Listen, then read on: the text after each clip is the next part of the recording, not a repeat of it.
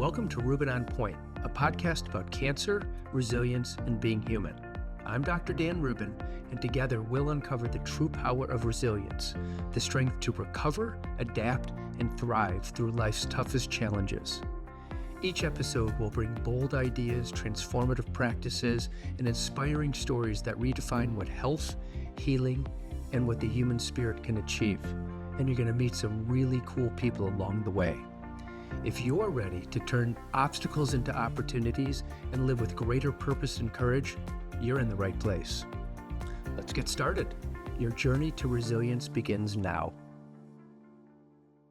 Welcome to Rubin On Point, a podcast about cancer, about resilience, and most of all about being human.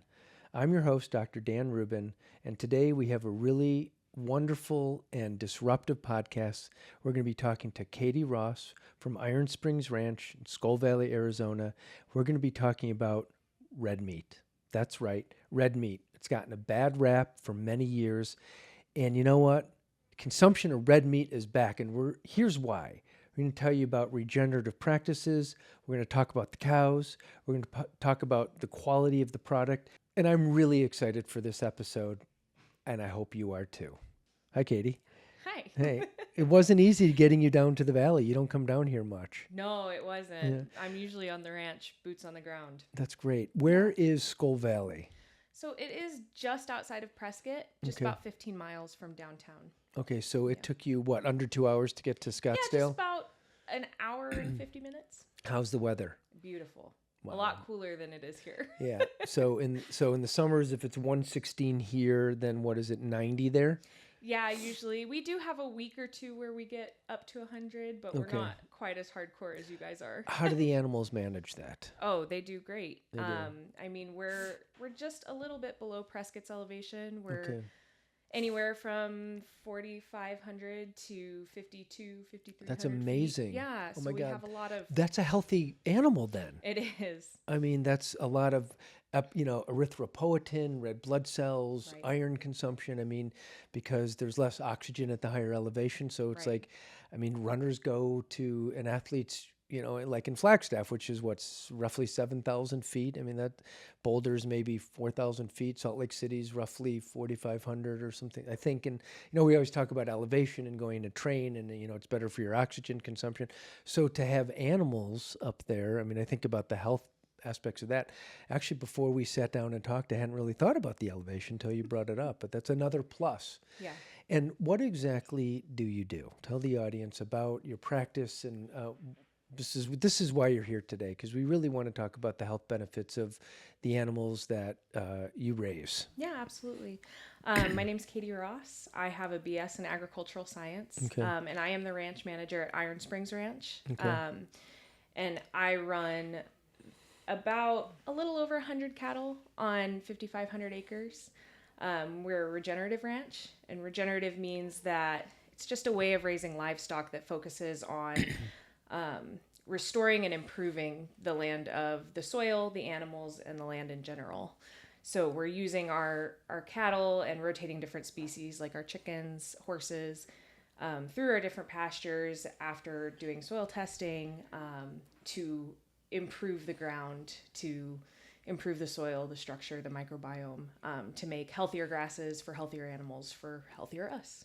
Do they graze all 5,500 acres? Yeah, in a rotational framework. Okay. Yes. What does that mean, rotational? Instead of using a set stocking rate where you have a bunch of cattle on a bunch of acreage and you leave them there for a set amount of time, we're in a more adaptive system where you're looking at the grass and the forage and the land every day and kind of changing your plan based on that. You don't want to overgraze, you don't want to undergraze, you want just enough animal impact to leave the land improving as you go. So instead of leaving them on one big pasture, you're breaking it up into smaller sections and moving the cattle more frequently so that you can hit the grass, have an impact, and move off of it so that it can immediately go into rest and recovery.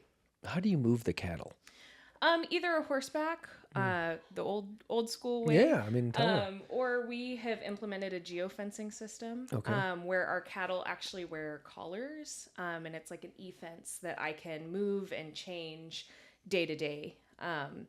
it's a really cool system, and it's allowed us to take, a couple 1,000-acre pasture and break it into 200 or 300 acres at a time, so that you're leaving much more of the land in rest and recovery. You're getting a lot more forage growth. You can have a higher impact and move on. What, so do the cattle, they like stay in one area where you allow them to graze and then they sleep there? Yeah, absolutely. Yeah. And then you'll come out on horseback. Do you have dogs with you that help? I don't have any working dogs. I have Okay. a few dogs that would like to think they're helpful, but they're not, So they just go along. it's mainly you, and is it you or is it you and other people on horseback? The ranch owner, Troy Eckerd, he's out there with me quite often. Okay. He and I will move things to horseback. I'll call friends here and there.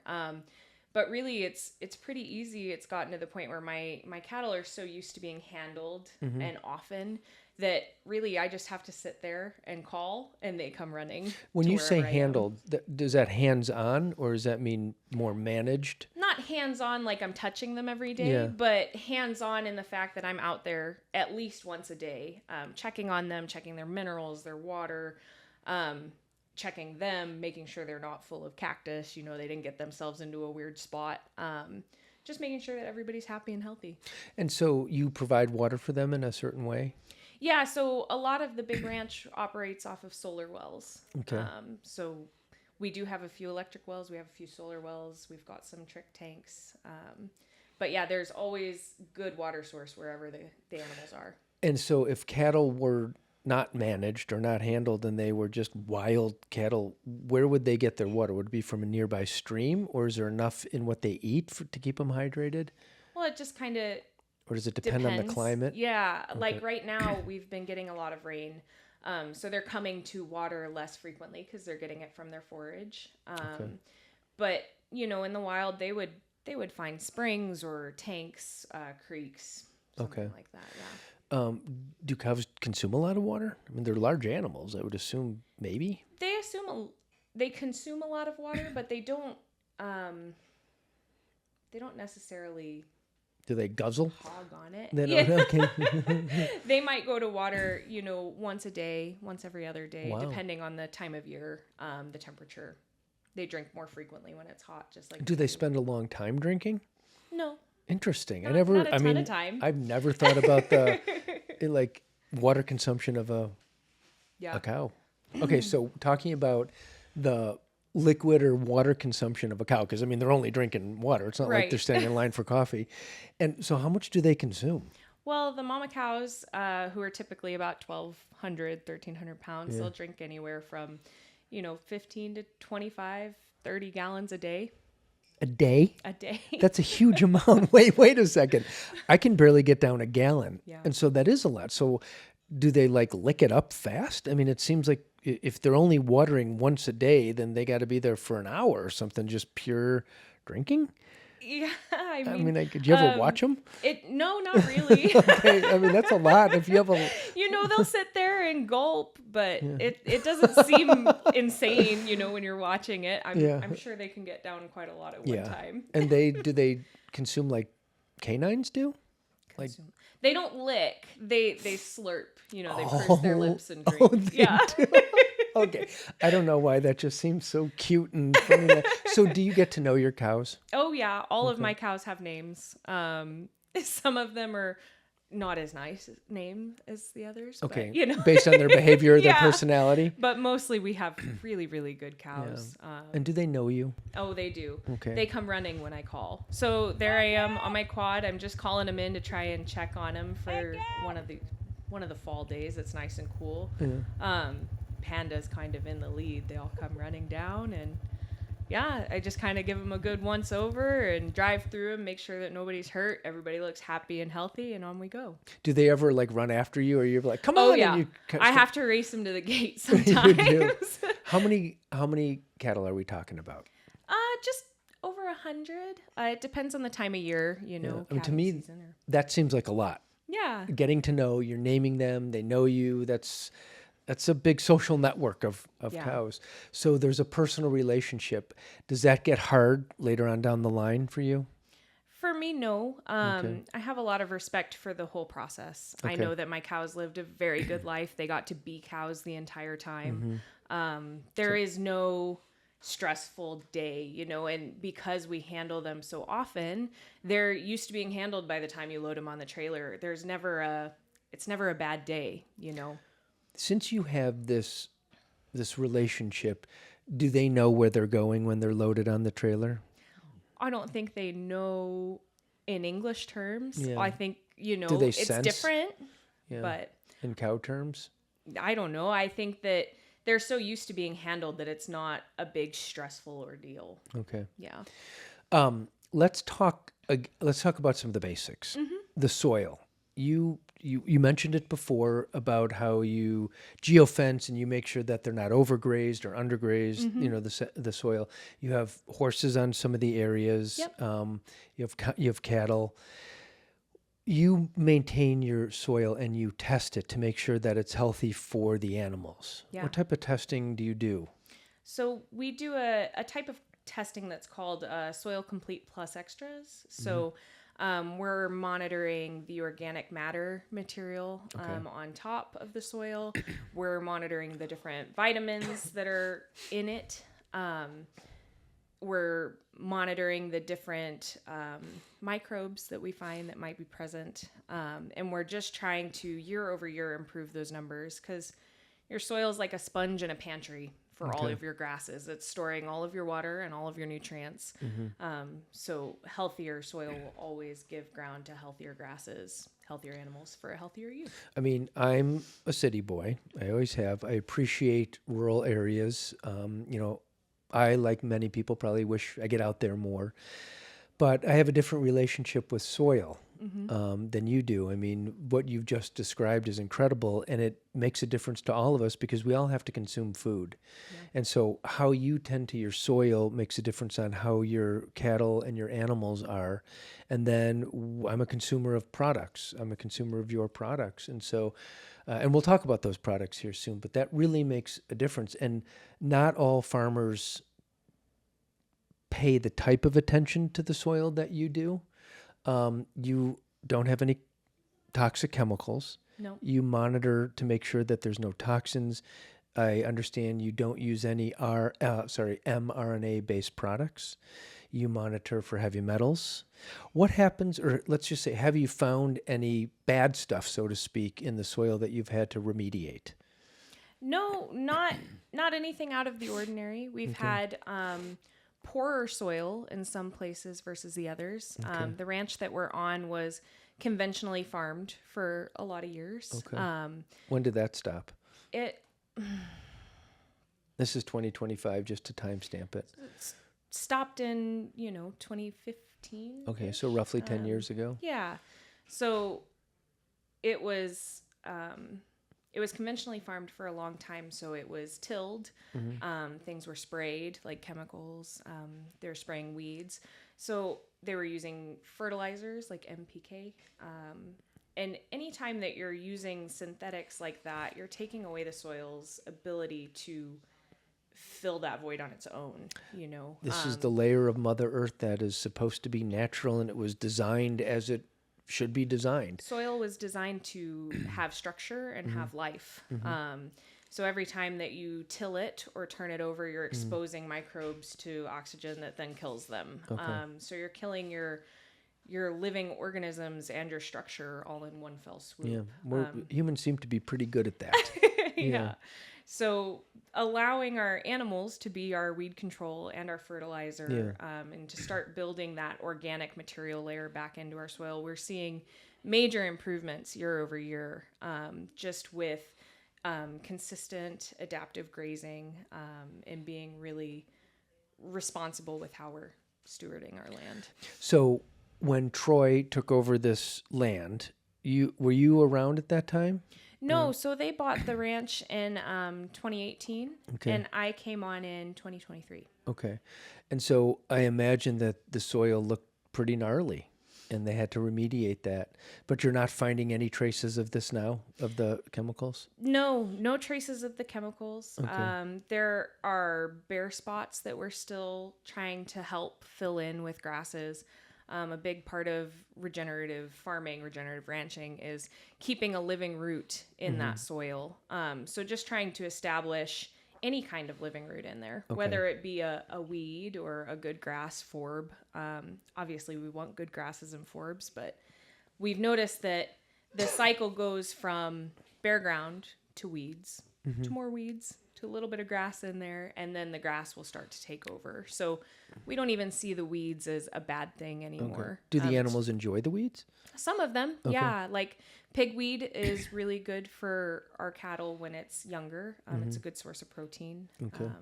But things like silver nightshade, they will not graze. So the pattern kind of goes, I graze the animals through it. I'll take the mower through and knock back the rest of the canopy that they wouldn't touch, like those silver nightshade plants, tumbleweed if it's gotten too mature. Open the canopy back up and give the grass a chance to recover and take over. So you can selectively get rid of silver nightshade or tumbleweed, and then do you then have to overseed that? We do overseed in certain areas, especially in our tame pastures that we're going to be irrigating. So we always overseed with a broad mix. Diversity is key, both to our cattle's palates and to the soil. So there is always a wide variety of cool and warm season grasses, depending on the time of year, what we're seeding. And the cattle or the other animals enjoy both. Right. And so does the quality, I don't even know if this is a thing, but the quality of the rain matter? Absolutely. Okay. And the timing of the rain matters. Like this year, it was a very drought type year. We got very poor establishment of warm season grasses just because there was no moisture. In our tame pastures, we can help supplement that a lot with our irrigation. But out on natural native pasture, the rain is key. The rain is everything. So we are just recently getting rain out there. So we're having, right. Like so we're having a lot here. of cool season grasses coming up. And it's been very interesting to watch, but yeah, this summer was really hard in a lot of the native pastures because we count on that rain. Do you ever have a picky cow who just won't eat a certain grass? You do have some that are more adventurous than others, for sure. I have some cows that really like the scrub oak, and I have some that just kind of walk by it and go, ugh, I'm not eating that. And you're like, all right. And those that is, okay, so if some are picky, is there usually a particular type of grass or weed that they certain picky ones shy away from? Not really. Okay. I'm just wondering if there's a certain lack of nutrient or a certain constituent in there that they can smell or sense, and they're like, oh yeah, it's high in sulfur, and that doesn't smell good to them. Or it's something. More an epigenetic type thing. So epigenetics on the behalf of the cows? Right. So learning from their mom how to go out and forage and how versatile to be. So having cows that are suited to your area, your specific terrain is really important because those mama cows that will travel and eat a wide variety of things will teach their calves how to do the same. And over time, you're getting a more tailored to you cow, tailored to you and to your land. And so I want to ask about the terrain. Is it hilly? Very. Okay. Very hilly, very rocky. So very rocky, which means where it's rocky, it's not grassy. There will be grass in between the rocks, but it will be hard country to travel. Do you think cows that grow up and graze on this type of terrain are a hardier cow? They produce better meat, or no? Do you think it? No. I mean, obviously, we're talking a grazing cow, not one that's factory farmed. But I would think that the hillier the terrain, the healthier the cow, because they have to walk uphill and downhill, right? And they have to, it takes skill to get over rocks, and that's, they don't have it as easy, right? And so, I don't know the technical, I don't know about the specific cardiovascular health of our cows versus a different kind, but in any ranch, as you go generation to generation and you replace your stock with your own replacement heifers, things that have been successful in your terrain, you will always get a better suited cow for your land, your ranch. How do you replace your stock? So right now we're just doing it with our own replacement heifers. What does that mean? When I have a mama cow give birth, if it's a girl, I usually tend to keep it, raise it up. And as long as it's suited for our land and it's successful, we keep it and it'll become the next generation of mama cows. Meaning, do you breed them specifically? Yeah. Oh, okay. Yeah, so we have mama cows and bulls, and we tend to replace our own stock. Yeah, that way. Okay, I'm just thinking, I never really thought about like what happens. So it's not like a bull like we think of like in a bullfight, is it? Like, I don't know that it's not like a bull in a bullfight in that it's not that type of bull, like with the horns and everything. Okay. Actually, horns don't matter to telling sex, so mama cows can have horns, so can steers. Do we eat both male and female? You do in a conventional setting, and you do in some ranches. For us, we just finish out our steers for the most part. Oh, so the mama cows are there for breeding and for companionship and guiding in the epigenetic aspects, but the bulls are the ones that are slaughtered and consumed. The bulls are turned into steers by castration, and then we raise out those steers for food. Got it. Yeah. So the mama cows are just producing stock. We don't eat them. Do they all graze together? They graze in an in-herd, out-herd situation. So my finishing herd of steers will all be on the closer in-ground to home on our irrigated pasture, where there's really diverse, high-protein grasses that we're irrigating. So that's my finishing herd. And then I have an out-herd, which are the younger steers that aren't quite 700 pounds yet. And then the mamas and the bulls. Okay. Yeah. Well, yeah. I mean, I'm guessing that the people in the audience that are listening to this do not have experience, and they're consumers of beef or are going to be, because we need to talk about the health aspects of this, but don't have an education, don't really know what happens on the farm. I mean, it's complex and it's complicated. And it sounds like very technical and a lot of work.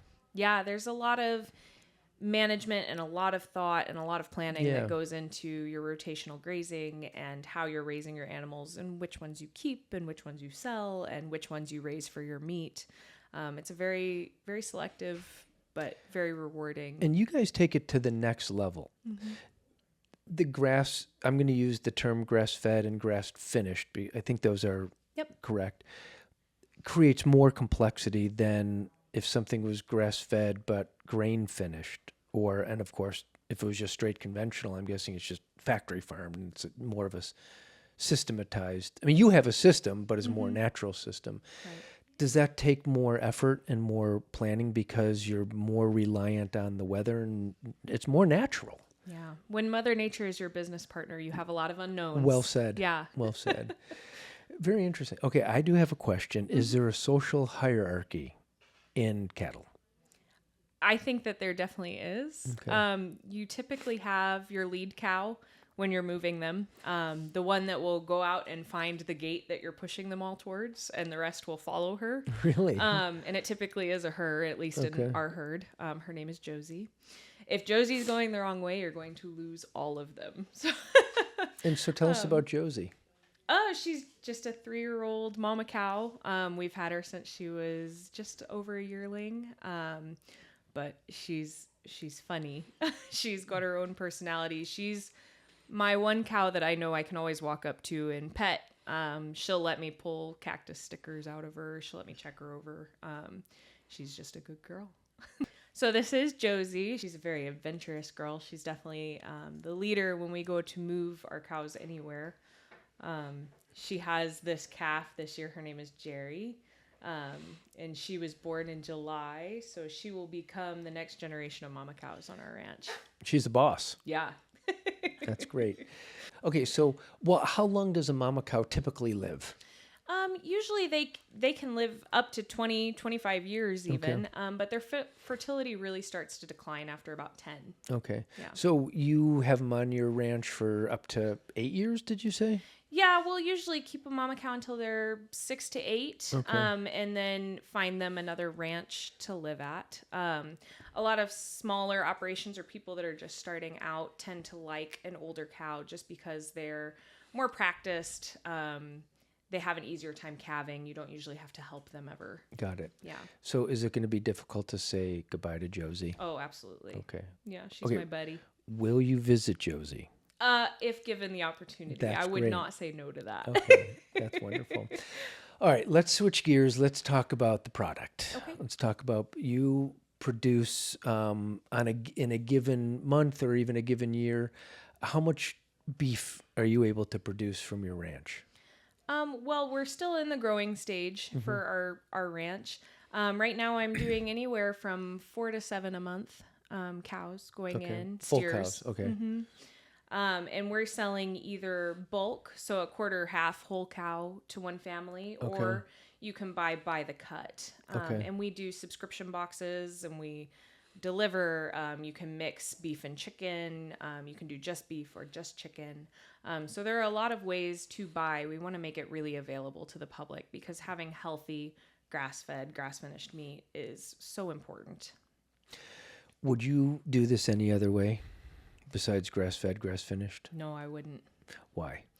I just enjoy knowing that my animals, one, lived a great, healthy life. There was never a bad day.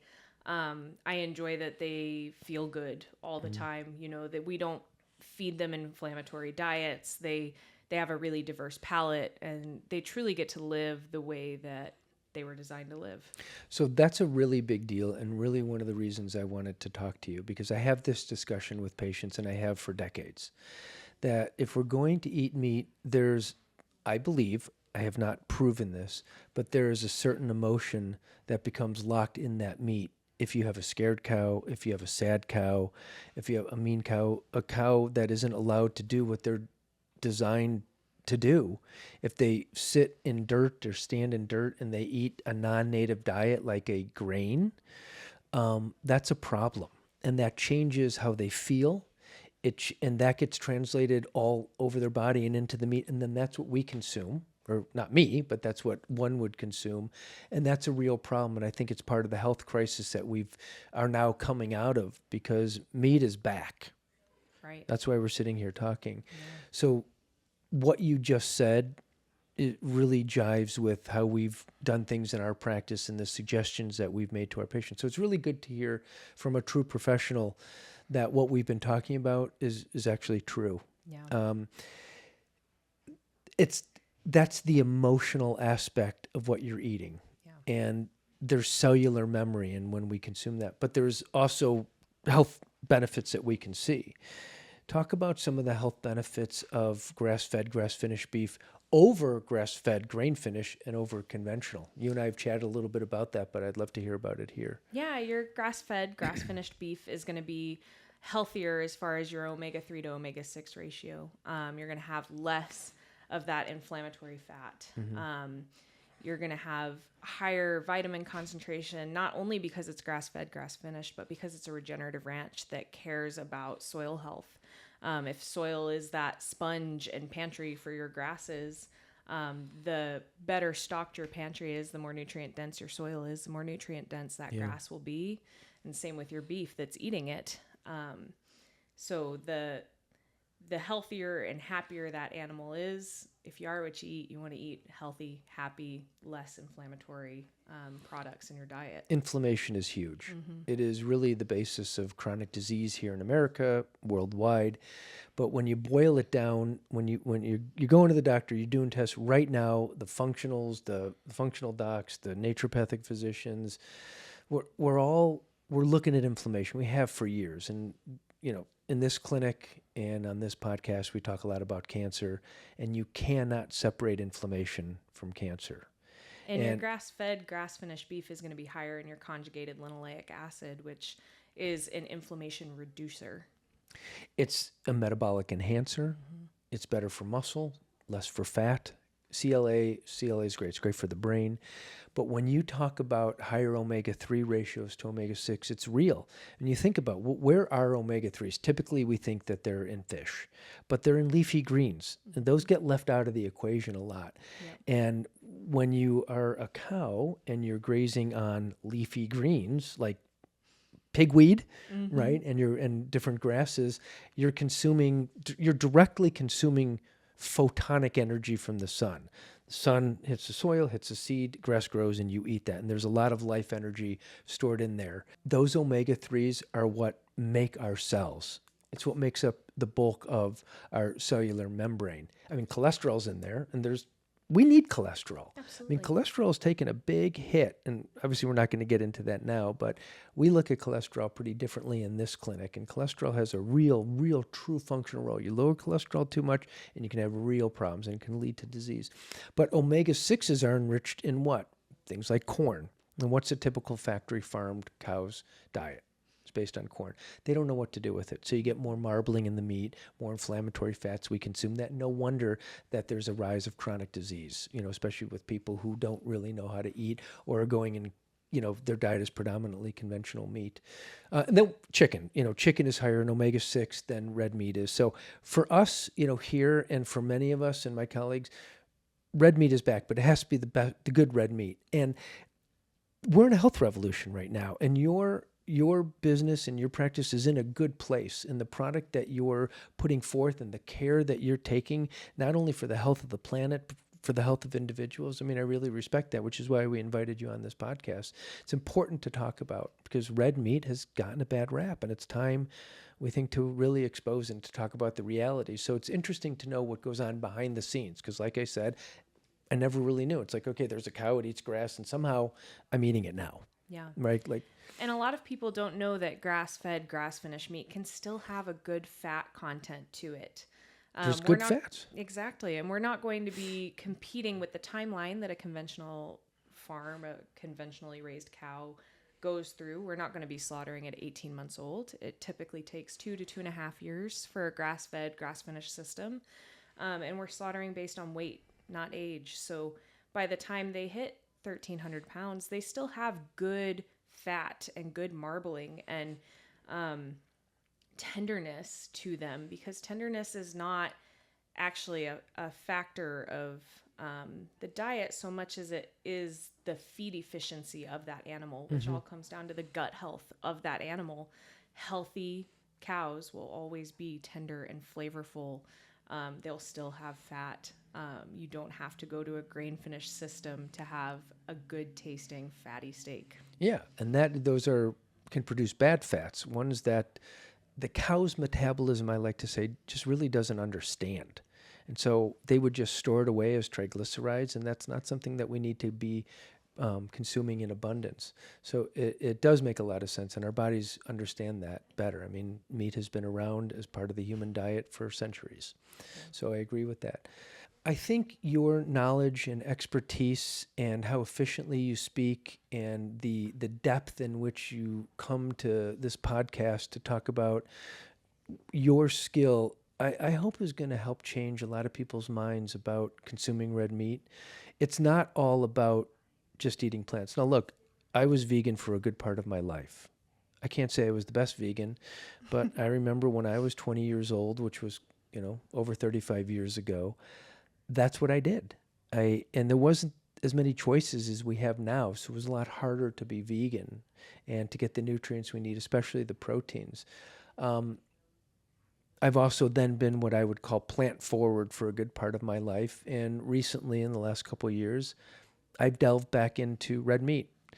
I would say that I went from probably 18 years old to 54, 55 years old, not consuming red meat at all.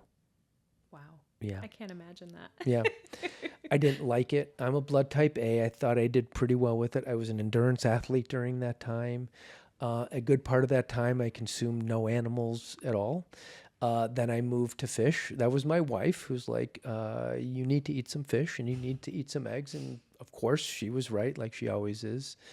And then I remember there was a period of time when chicken was on the table and I had to decide if I wanted to eat dinner that night. And I'm like, well, I guess I could try it. And I started eating chicken. I've been on and off, meat.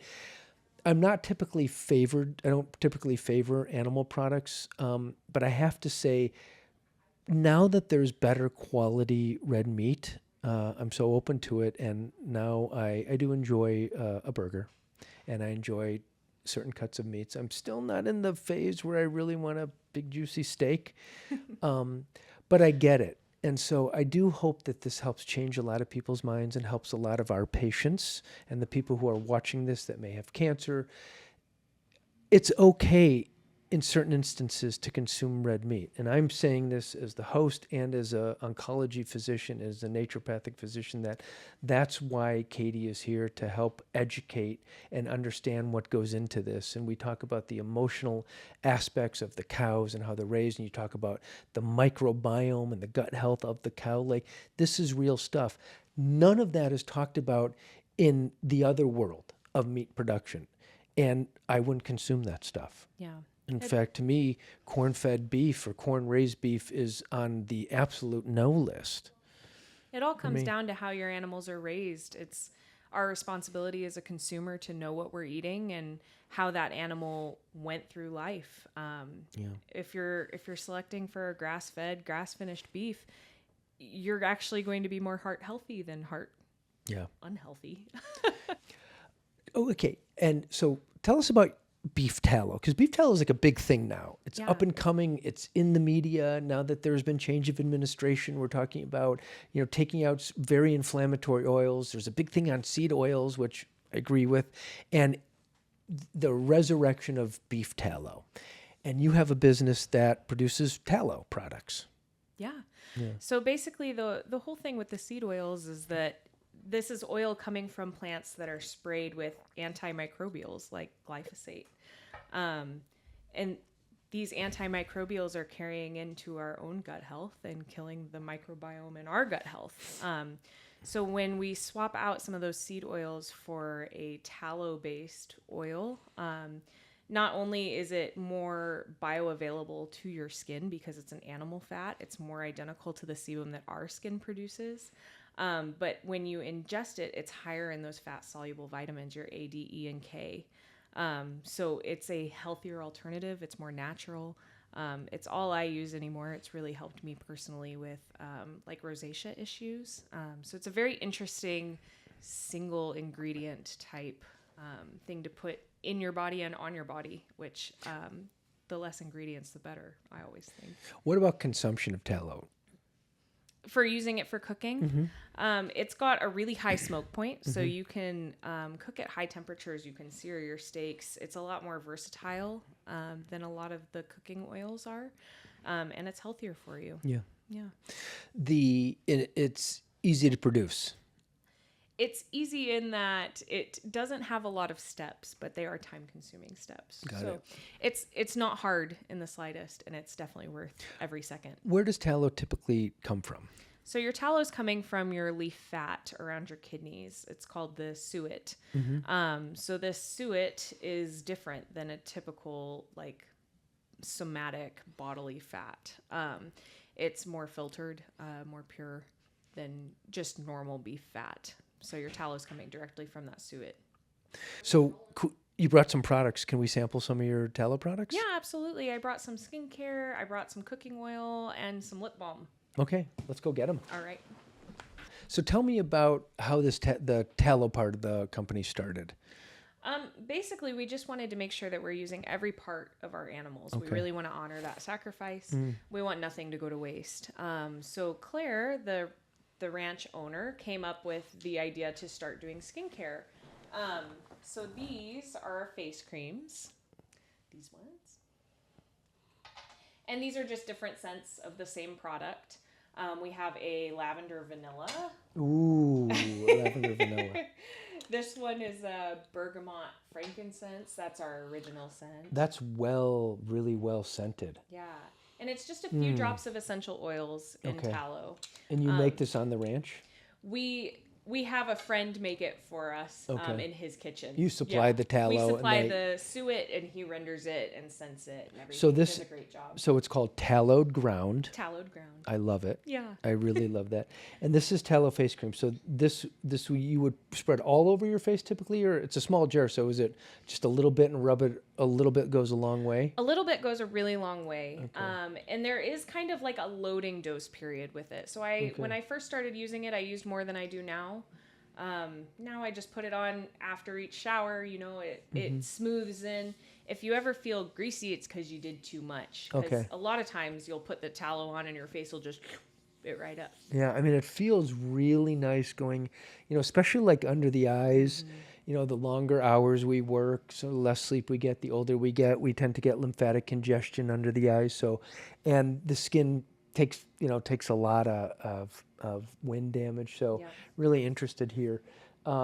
And then we have a lot of sun damage, Yeah. here. We're subject to the sun. So really interested to give healthy fats and fat-soluble nutrients to the skin. Yeah. You talked about the A, D, E, and K Right. in there, and good fats.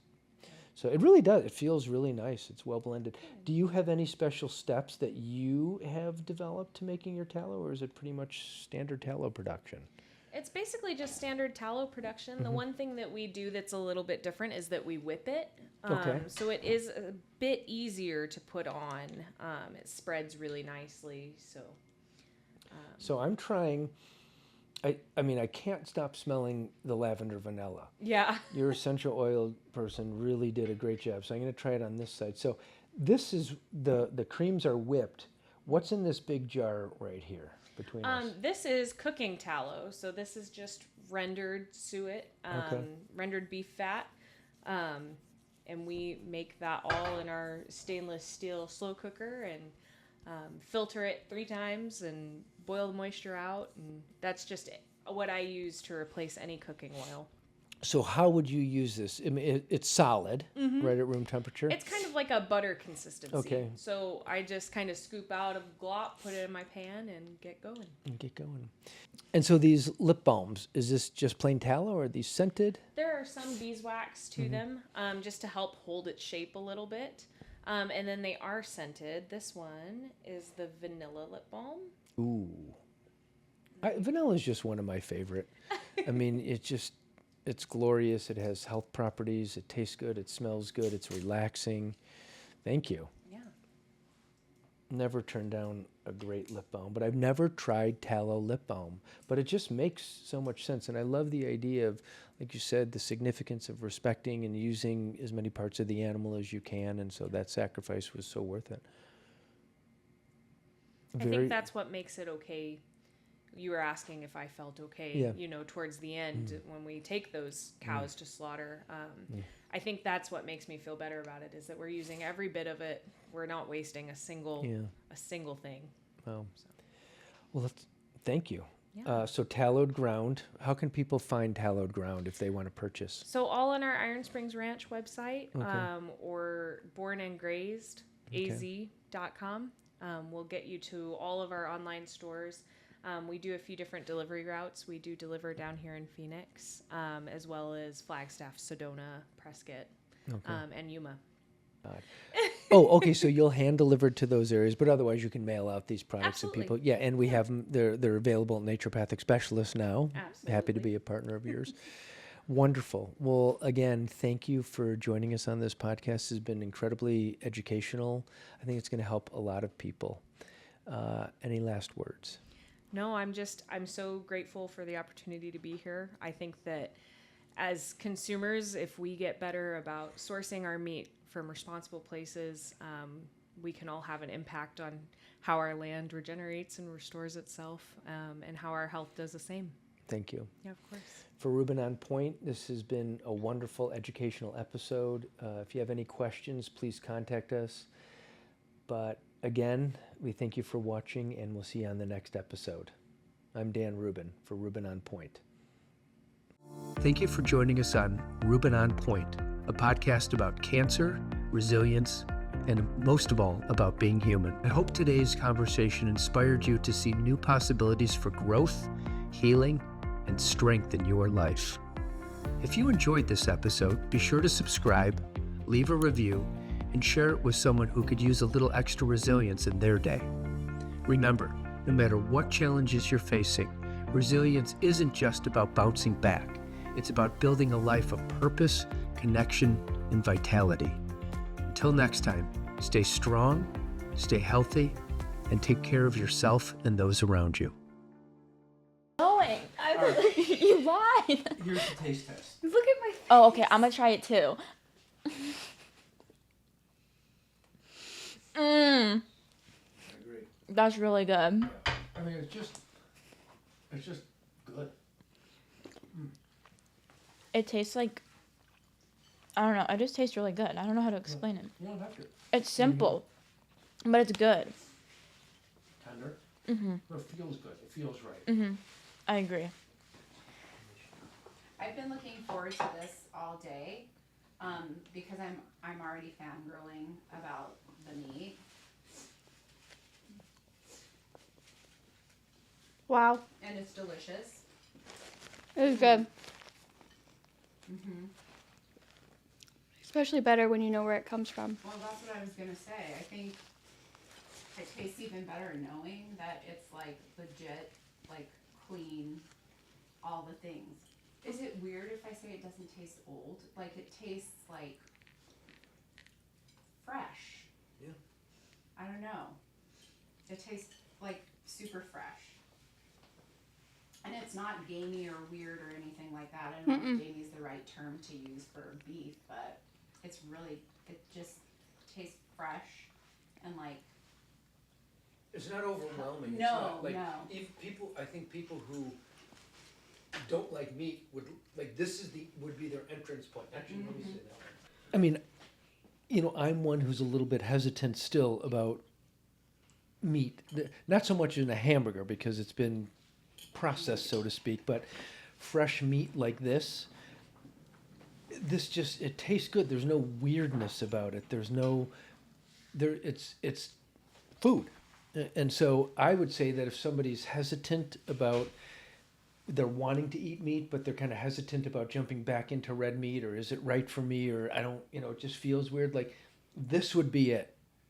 This particular one, it chews easy, it goes down well, the flavor profile is good, it's not fatty, it's not chewy, I mean, it's cooked beautifully, but this, it feels not weird, or not. So I would encourage anybody that's curious about getting back into eating red meat, or hasn't eaten red meat for a while, or even just wanting to switch, or have red meat be more a part of your diet, check out Iron Springs Ranch, because it's real. And if you listen to the podcast, you know how it's produced, what goes into it, the intent, the quality, and you learned a little bit about the animals. You met Josie, so you know how real it is. And you see the people, you see Katie, who's managing the ranch. You got a real behind the scenes look. So it's a real product, and it's important, like Katie said, you are what you eat. So it's important to know where this came from, how it was produced, so you feel good about what you're putting in your body. And that's how I feel about what I'm eating right now.